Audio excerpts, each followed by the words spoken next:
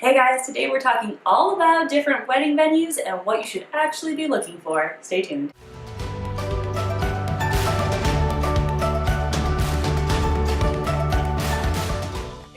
Hi guys, I'm Stephanie! And this is my friend Elisa. Hi, and this is Otto! He's some excited voices. Otto's going to be joining us for the day because he's employee number 3 for us. Okay, so you will be seeing Otto come in and out of the shots because he's going to join us today. So I'm Stephanie, as you know, Michigan wedding photographer, and this is my friend Elisa. Do you want to introduce yourself? Hi, yeah, I'm Elisa Ferguson, and I'm the owner of Florology Designs. I'm going to be your guest today. Yes! And so today we're talking all about wedding venues because we have a slightly different perspective. We're not a venue, but we're also not a bride and groom.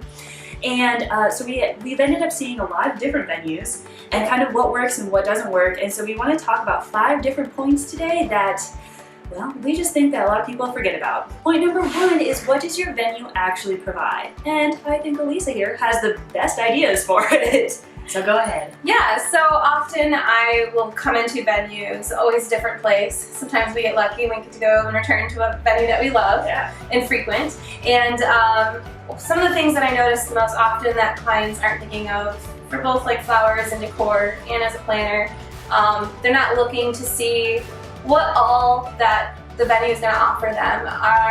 I think sometimes when places have a venue coordinator, they're thinking that they're going to be there as an event coordinator, focusing on their timeline, letting them know what to be when, handling all the little details, you know, putting out the cake knives, or putting out the table numbers, or the escort seating chart.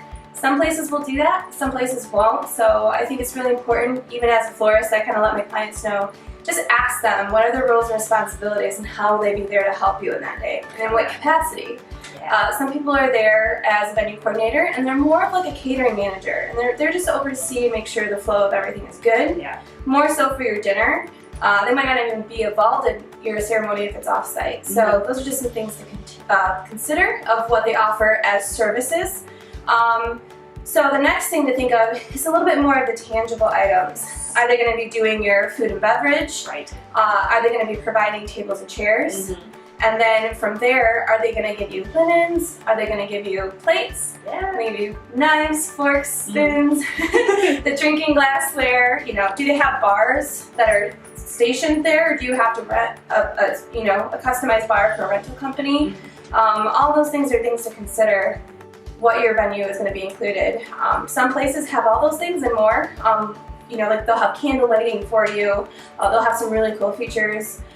Some places won't offer any of that, so you'll have to bring in your own tables and chairs. Sometimes if you want those linens, you know, you have to go and figure it all out yourself. That's something to consider when you're booking a venue. People are just thinking of how many can I fit, when are you available, and that's it. So there's a lot more to consider in the value of it, because you're going to pay for that anyway. So if it's included in your venue costs, it's really something to consider. So point number 2 that we're going to be talking today is storage. Now, storage comes in a lot of different ways because people don't actually think of venues as being multiple locations. They think of venues as being like your ceremony. But your ceremony is one location. You might have a venue that has all 3. So you're getting ready in the same place, you're having your ceremony and your reception all in the same place. You might also have those places all in different places. Yes. That's what I'm saying. I'm rolling with that. But when it comes to all those different places, how are you going to move your stuff to each place? Do you need to move your stuff to each place? And how do you accommodate that in your timeline? So especially with me as a photographer, you see those getting ready rooms and everything spreads. Everywhere. Everywhere. Yeah. Everything is everywhere. Everything is everywhere. And all of that stuff potentially might need to be packed up. And that takes time. And it takes time, especially when the wedding day is like very time oriented. We want to be able to accommodate for all of that in your timeline to know, okay, well, where are we going to put all this stuff? Next thing within the storage is, how do you move that stuff from place to place? And I think you have some really good insight for it. Yeah, I do a lot of logistics. I predominantly do flowers, but we also offer coordination, event design, and planning services. So as you can imagine, it's a lot of what's going to be going where and when. And usually there's always a little surprise or two because there's like minor adjustment or we want to sneak something in, so it kind of changes the timeline and the flow of everything. So I think the most important thing of hauling everything around for like your bridal party, for brides and grooms, for the groomsmen also. Groomsmen are a little bit easier. Usually bridesmaids have a little more stuff. A little more outfit changes, shoe changes, all of the above. Yeah. I have seen it be really well received just to give your bridal party a tote, and that's what they have for them all day. And maybe after going from your getting ready space, whether it is a hotel room. Now if it's a hotel room, it's nice because maybe you can keep it all there and then kind of just come back to it the next day. But if it's not, and if you're moving around, if you're going to be at a salon getting ready, you're going to have to go from the salon. And who's going to drive how many people to the next place? Is that going to be where you're getting ready? Is that where your getting ready photos are? Mm-hmm. Is that at your ceremony or is that even another location? I've had some people do it at their family home. So you have that at the family home, and then so you have, you know, getting hair and makeup done to a home where they didn't have it done just for pictures, so it's clean. Then they go to their ceremony, and then pictures in between that. Yep. Are you having a trolley? Or are you going to have a limo so you can have everything thrown into one area?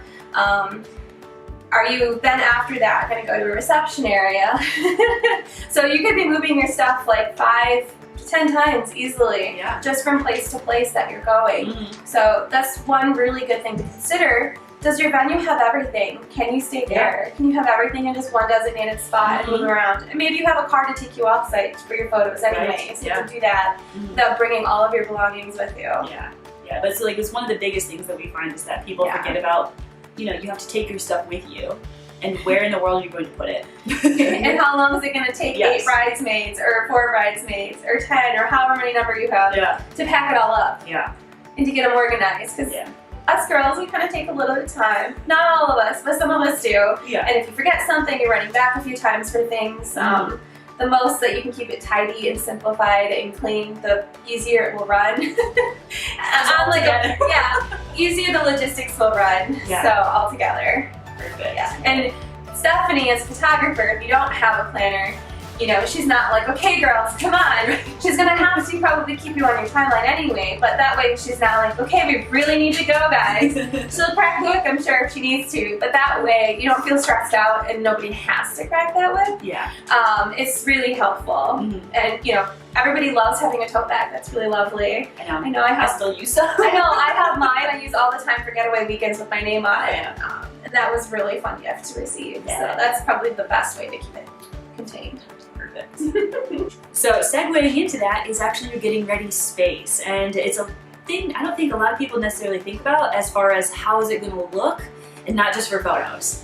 Not just for photos. I'd love to say it always is, but it's never just for photos. No, it's not always just for photos. So do you want to talk about that? So I can talk about that. I kind of a little bit touched base. I probably kind of jumped the gun a little bit. But a lot of people don't think about where they're actually going to get their hair and makeup done.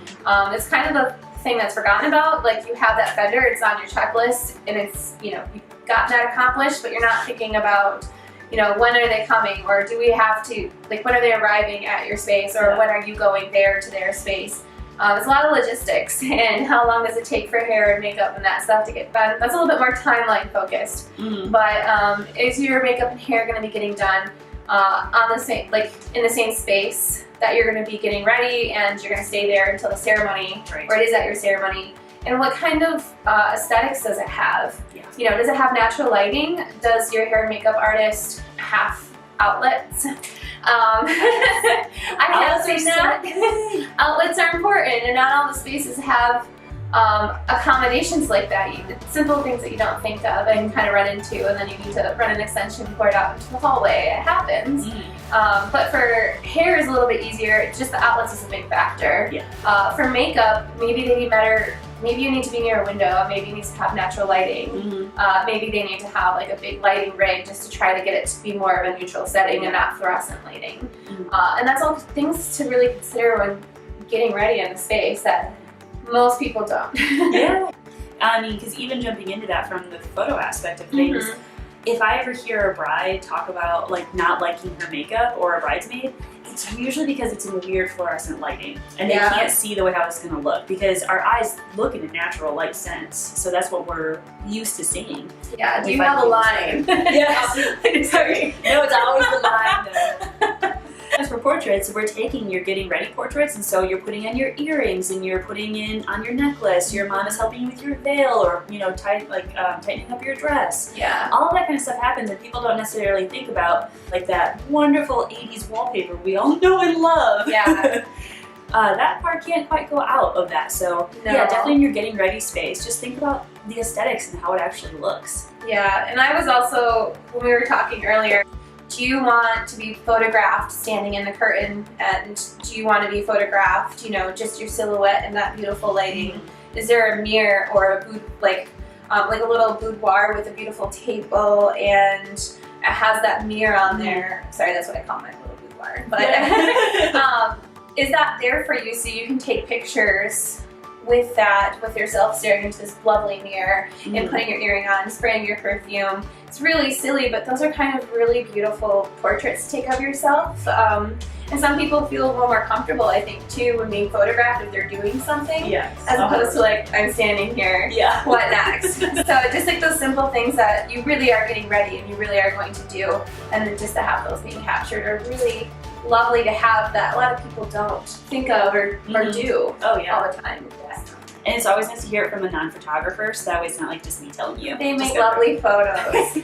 We were joking around too about like the 60s curtains, like this bright lime, olive, weird green, or different things like that, or orange or yellow for your curtains. Instead you have this beautiful sheer draped fabric as curtains. So those are all things to consider and to take in. And a lot of people aren't thinking about that when they're saying, this is what I want, and they send you all these pictures that inspire them or what they want to create for their day. It's part of the photographer and their talent, and the other part of it is the setting that you're in. So that's why it's so important to talk about. All right, so going just in with aesthetics, because that's just what we're going to be doing today. I love it. One of the big things I think is that you're not looking at necessarily rain or like weather, let's be real, it's Michigan, but you're not looking at a backup that for your ceremony that you actually like. So a lot of people, I feel, compromise on that. You do. Which is really tough. It's a sacrifice. It is a sacrifice. It's a sacrifice. It's a big sacrifice. And some are happy with that sacrifice of sticking their route and some aren't. And half the time that's due because of the weather.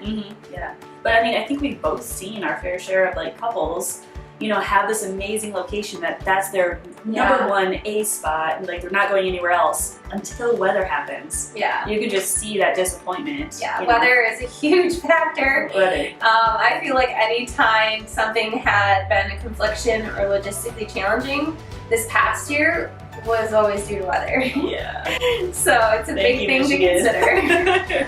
But yeah, it's such an unknown and ungiven factor. You have to be really happy with your ceremony and reception decision. It's not California. You're not going to have a good chance of lovely dry heat, no rain, no crazy wind, storms, or anything like that. It's Michigan. It's going to happen. Yeah. Expect any unpredictable circumstance. Yeah. Well, because it could happen. Not to say it will happen. Yeah. But it's always good to do. And my motto is to always hope for the best, prepare for the best, but plan for the worst. So if the worst happens, you predicted it and it's okay. Yeah. You're not going to be upset or affected by it. So. Claudia's just having his fun game. So diving in a little bit deeper of preparing for the worst, some of the things they're considering is the two biggest factors I feel like with Michigan. If you're in a Michigan standpoint, really most places, the biggest factors you have to worry about are wind or rain or both, or enhanced wind and rainstorms like tornadoes and such. But typically it's really bad rain or thunderstorms because lightning is a factor if you're having a tent. Yes. There's so many factors. Really good. So starting with your ceremony, one of the things to consider is, are you just doing it out in the middle of a beautiful place in nature? Is it on the beach? Is it in the woods? Are you having any type of coverage, pavilion or tent based? Or are you just going to go au naturel, and what are the repercussions if there is a storm? If there is rain, if there's a thunderstorm, if there's a windstorm, I did have a windstorm at one of my weddings. That's why I'm saying that, yes. Oh my God. We had 30-mile-per-hour gale winds last year at a beautiful lookout point on Lake Michigan. So yeah, like 18, 20-foot waves. Those are all things to consider when you're thinking of this beautiful, perfect outdoor setting. Will it be perfect for you? Because Mother Nature isn't perfect, and weather is so unpredictable, and you will have to make a decision, and it's important to talk about when that decision's made, what you're going to do. And are your guests going to have to just bring umbrellas, or are you going to put a tent over their heads? Right. Are you going to make them be outside in thunderstorms? Right. So that's all a lot to consider. And are you going to move that?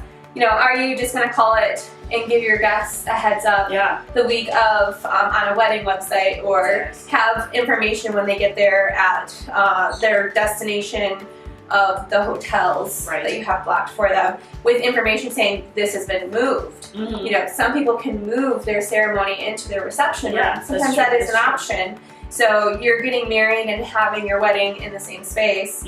And that's something you have to tell your vendors, because there might be a room flipped involved. Your ceremony setup might be different than your reception. Some spaces might allow that, and some spaces might not. You might just have to have guests sitting at their guest tables and have like a mocked up area that you decided this is where we're going to do our vows. And everybody can watch us over their guest seating and centerpieces and have that be what it is. And just have a lovely elongated cocktail hour in between that they would normally be driving, and just make it work for you.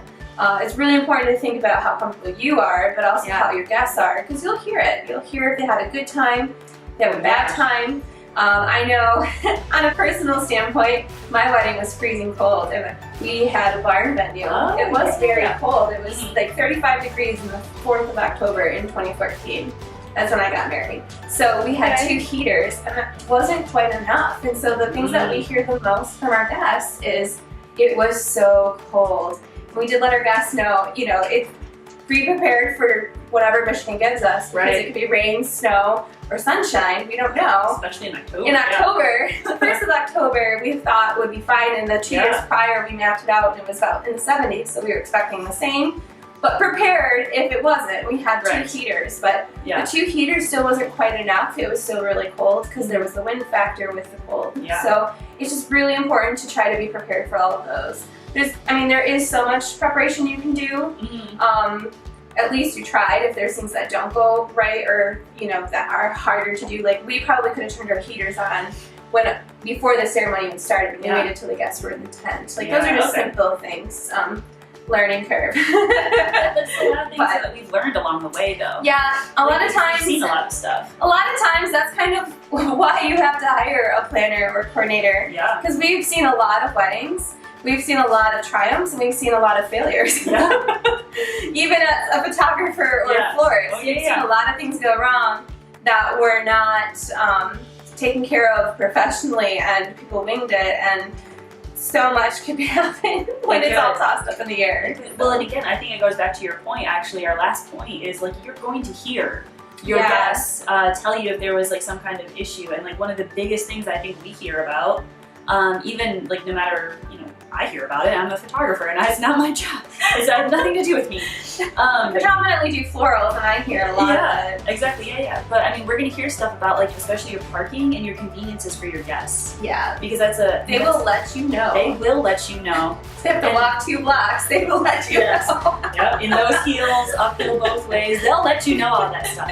And sometimes, I mean, like we stated, you know, we joke around like it's harsh, but I mean, they might let you know in like a loving way, of course, because they're there to be They're not there to complain. They just, you know, wow, I didn't expect to walk like 2 blocks if you're downtown and parking is crazy. Exactly, you know. And especially with some of the venues that we've been at, some of us have seen, like they might have a golf cart for especially the elderly or people with children to like bring them to places, even if it's like a short walk or something, just to help them be convenient. Definitely thinking of a country club when you say golf club. Yeah, definitely. Or they might have the ceremony out on like 18 holes. So you have to have go-karts running people. Or some people might want to walk it, but for your older guests, it's really kind to have somebody shuttle them. That's a lot. To go. Like, it's gonna be a big day, and they'll probably be emotional, especially if it's grandparents. We have great grandparents or great aunts that are gonna be there partaking in that, it's going to be a lot. Yeah. It's going to be a long day. But even still, like you've talked about, even if you're downtown, like downtown Grand Rapids is absolutely gorgeous, and we have so many venues that we love there. Yeah. And parking itself can be a little bit, well, unexpected for a lot of people. They might not know that, oh, I have to pay for parking if there's not a designated parking area. I have experienced that too. Yes. I think we've all experienced that. And, especially because like as a couple, you're going to be fairly taken care of for the day as far as your own transportation goes, your bridal party, and your parents too. But it's everybody pretty much outside of that circle. How are they being taken care of? And we're not saying obviously you have to drive everyone. We're saying think about that and inform your guests. He has a toy for us now. Sorry, my dog Otto has his lovely giant robe. Was there anything else with parking convenience that I think the biggest thing with parking, like you said, with your elderly guests, how far away is it? Are guests expecting it? You know, are they wearing heels? The temperature it is outside. Another thing to consider is like the end of the night. Oh, yes. Because like your vendors also, it's important for them to know, can I get into the reception hall through a parking structure? Do I have to go 3 different parking structure levels up to get to that point? If there's no parking near that area, what am I supposed to do?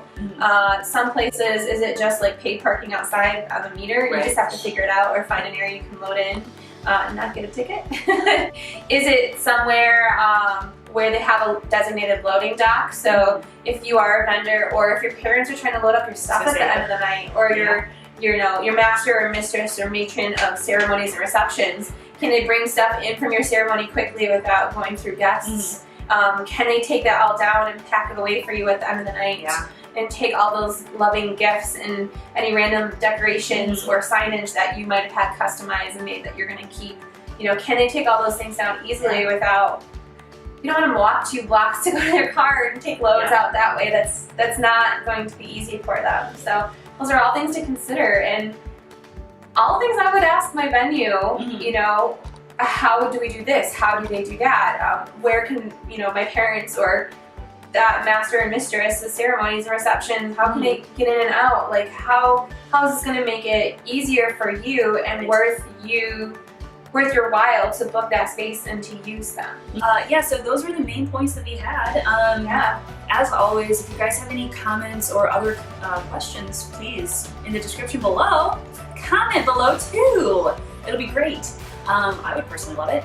And anyways, all of this again is in prep for a very fun, I'm going to keep it secret for just a little bit longer. Yeah. We're going to keep our big project a little bit secret for a little bit longer. Anyways, it's going to be with her. We're going to work together. Scott. Anyways, so all of this is in preparation for that, and we really want to make sure that you guys are getting the real information that you want. And so as we continue on, please, you know, let us know how it's going. And next week, I'm going to be talking all about different styles of photography, because there are a lot of different styles out there, but how do you actually choose what you want? How do you find a person that's good for you, and everything in between? So we'll see you next time. Bye.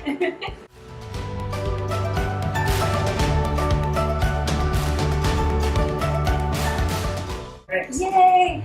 Yay, video! Oh, he's like trying to kiss. Okay. Nope. Sit. Sit. Sit that booty down.